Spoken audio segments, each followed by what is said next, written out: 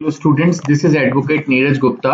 इस वीडियो में हम बात करेंगे सेक्शन 84 की। इसमें क्या होता है कि एक आदमी जानता है कि सामने वाली औरत जो है वो मैरिड है, उसको पता है, बट फिर भी वो उसको बहला के, फुसला के या डरा धमका के अपने पास डिटेन करता है। उसके साथ इमोरल ही कहेंगे, इलीगल तो है ही है सब कुछ, इमोरली उसके साथ वो रिलेशनशिप्स जो है सेक्सुअल डेवलप करना चाहता है। तो ऑब्वियसली भाई जेल तो फिर होनी है, पकड़े गए तो यहाँ कहानी क्या है, वुमन इज मैरिड। ठीक है ना। इसका मतलब क्या हुआ, if the woman is unmarried, मतलब अगर वो एक कुंवारी लड़की है, if I am not wrong in Hindi, तो अनमैरिड वुमन है, तो फिर ये सेक्शन 84 का जो क्राइम है वो अट्रैक्ट नहीं होगा। टेकिंग अवे, एंटिसिंग और डिटेनिंग। अब यहाँ पर वो उस महिला को बहला फुसला कर ले गया है या फिर रॉन्गफुली डिटेन कन्फाइन कर रहा है। जैसे ऐसा अखबारों में भी पढ़ने में आता है क्राइम के अंदर कि किसी एक पर्टिकुलर लेडी को रूम में ही बंद करके रखा हुआ है या इस तरह से रखा हुआ है कि वो इधर उधर जा ही नहीं पाती। इंटेंशन उसकी है इलिसिट सेक्सुअल इंटरकोर्स की, इसमें कोई डाउट नहीं है। उसके बिना तो फिर ये सेक्शन हम पढ़ ही क्यों रहे हैं। और नॉलेज ऑफ मैरिज, बिल्कुल accused knows has reason to believe that the woman is married. अब वो बात अलग है कि अगर वो किसी को गर्लफ्रेंड बना रहा है और वो लेडी ने भी धोखा किया, उसने बताया नहीं कि मेरा हस्बैंड पहले से है, तो भी फिर ये सेक्शन जो है अट्रैक्ट नहीं होगा। बिकॉज इस सेक्शन में क्राइम तभी है जब आदमी को पता है कि मैं जिसके साथ रिलेशन डेवलप करने की कोशिश कर रहा हूं, फालतू की दोस्ती डेवलप करके या कुछ भी करके, तो बेसिकली वो एक मैरिड वुमन है।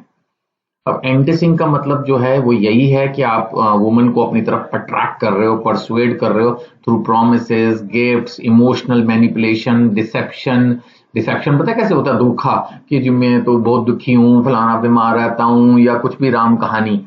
या फिर इमोशनल मैनिपुलेशन, तो देखो लेडीज थोड़ी भोली तो होती हैं, और फिर गिफ्ट्स और प्रोमिसेस से भी कई लोग जो है गलती से अट्रैक्ट हो जाते हैं, तो वहां फंस जाते हैं। या दूसरा एग्जांपल है, जैसे ही promises the luxury life and persuades a married woman to leave husband.